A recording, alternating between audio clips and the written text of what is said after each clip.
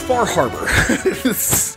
Oh yeah, we have just talked about what we're not doing for the past 5 minutes. No, but I also wanted to talk a little bit about the plans and whatnot. I feel like everybody should be on the uppity up and up. And get in on this plan. So we're doing DIMA, but again, I don't really feel like Far Harbor had an essential bad guy, which I guess is okay, because it kind of lends itself to that weird ambiguity of it. Mm-hmm. I don't think DIMA was necessarily a bad guy. Yes. My personal opinion. DIMA probably wasn't. The townspeople of Far Harbor probably weren't. But still, I thought this would be more interesting to talk about. DIMA would be more interesting to talk about. Do you want to know the villain of Far Harbor? Bethesda? No, the fog, the frame rate dropping fog. Oh my god. That is the real villain. I don't know if I remember having to run on PlayStation looking down. So that it wouldn't render it because of occlusion culling, It was 6 frames. I played on PC, so I was mostly unaffected. But that super sucks for everyone else. Then they were like, undownload it and then re-download it and it'll fix it. And I was like, yeah, and then I'll lose everything. Watch. Mm-hmm. So I never did it. So I'm just going to go right into DIMA. You ready? Go for it. DIMA alongside, and again, I get all my lore off of fallout.fandom.com, and when I do these pro-tag, antag, big characters in this, I like to read from this so I don't miss something in my notes. So, DIMA, alongside Nick Valentine, is one of 2 early prototypes created by the Institute to test if synths could handle independent thinking and judgment. While DIMA was allowed to freely develop in his own personal thought experience, Nick was outfitted with an alternating pre-existing human personality. The two formed a close sibling relationship while in the Institute together. In DIMA's words, "I literally saw myself in you." DIMA, not being able to bear seeing his brother put through such cruel experiments, decided to run away with Nick, and the duo eventually managed to escape. However, disoriented by the experiments done to him, Nick did not recognize DIMA after escaping. Believing himself to be the human Nick Valentine, Nick attacked DIMA, forcing DIMA to knock him out and abandon him. Afterwards, DIMA traveled to Far Harbor to hide from the Institute. Though without a programmed objective, he sat in a cave doing nothing for nearly a year before it occurred to him that he could define his own path in life. He then went on to live in an old nuclear-armed submarine base that was eventually discovered by the children of Adam.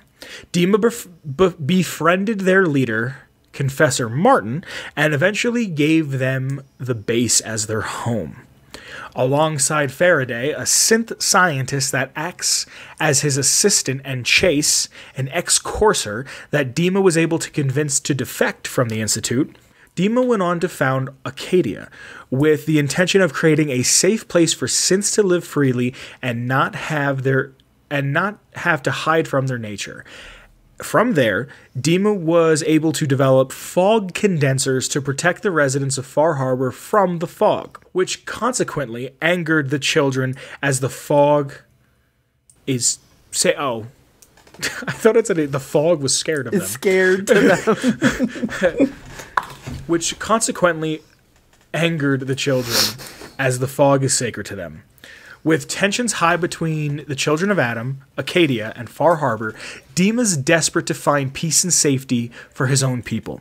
Created contingency plans in the event that either group endangers Acadia. For the children of Adam, it was acquiring the key to the nuclear missile in the nucleus, and for Far Harbor, it was acquiring the shutdown codes for the town's wind farm and only power source.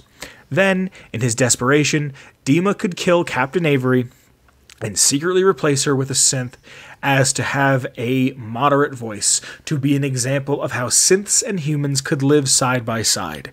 DIMA was so sickened by his own actions that he chose to remove these memories, and as a sign of good faith, put them in the nucleus computers for the children to safeguard. Sometime later, DIMA and Nick reunited when Nick and the Sole Survival traveled to Far Harbor for... You're going to have to help me with this one. Yep, I got it. Kasumi Nakano. There we go. Nakano. Nakano. Japanese is a very phonetic language If when you it's say so. written. You don't think so? No, I know not much about Japanese. Whenever I see a Japanese word written in English, it's very phonetic. Like, it's That's none kind of this I think fucking... that's the point, yeah. What do you mean? That's like the point of writing it like that. Well, no, I mean like how in English there's silent letters and shit out of nowhere. Yeah, dumb. Yeah. I before you English is except a after eat my nightmare ass. language. Yeah. When DIMA expresses surprise and excitement to see Nick again, Nick is far more reluctant, not having any memories of DIMA due to their last encounter being over 100 years prior. Now there's a space and says memories DIMA has been able to maintain through his many modifications. New sentence, however, comma, if the sole survivor encourages Nick to accept DIMA as his brother after finding the holotape of their fight, Nick will apologize to DIMA, and the two will occasionally greet each other or chat when entering Acadia. That's kind of cute. Yeah. Again, he could have had so many more interesting things written about him. He could have been way more interesting. And guess what? He's essential.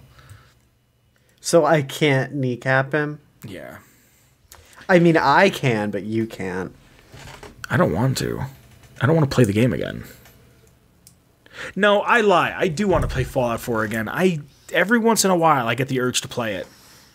My one roommate has been playing it a lot. Yeah. So I've been like kind of feeling an itch for it. He's been playing hardcore mode though. Oh, good. And seeing as I'm bad at video games, I don't think that me playing hardcore mode's a good idea. You don't have to be good to play it, really. It's just stressful. Maybe it'll make good TV. That's really it. I don't really... it's more to go over the lore of the character and not their actions afterwards. Because there's like a bunch here that's like, if the player character opts to keep DIMA secret, like... I don't really want to talk about that. You know what I mean? Mm-hmm. DIMA is likely, this is behind the scenes, DIMA is likely a take on the term DMA, or direct memory access, which is a computer feature that allows hardware subsystems to access system memory independently of the CPU.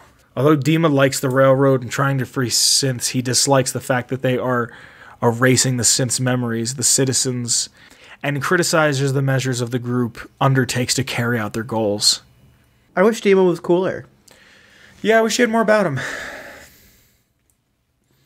He's a neat idea, but again, he suffers from just not having enough written about him. Mm-hmm. Like, he suffers from the Fallout 4 syndrome. He's voiced by Steven being Russell. Cool in concept, but not fleshed out enough to be notable. Yeah. Yep. Dang. And I'm the Fallout 4 apologist. and I mean, I've said it. I even said it on stream recently. Fallout 4 has its redeeming qualities. It has stuff that I can't wait to see in the next game. You know what I mean? Like, I can't wait to see, like I said, the weapon customization. I hope they bring a lot of shit back from the older games, like skills and karma. But that would be great. Yeah, and silent protag. But, like, imagine if Fallout 3 played like 4 did. Imagine if New Vegas played like 4 did. I was actually watching... If New Vegas played like 4, that'd be amazing. Dude, I was watching a ton of people play modded Fallout New Vegas, and they had the animations for gun sway, like, from Fallout 4. And it's super neat to see, because it took me like a second to realize it. Like, it being different. Yeah. But that's DIMA. That's our lore for this week. Nice.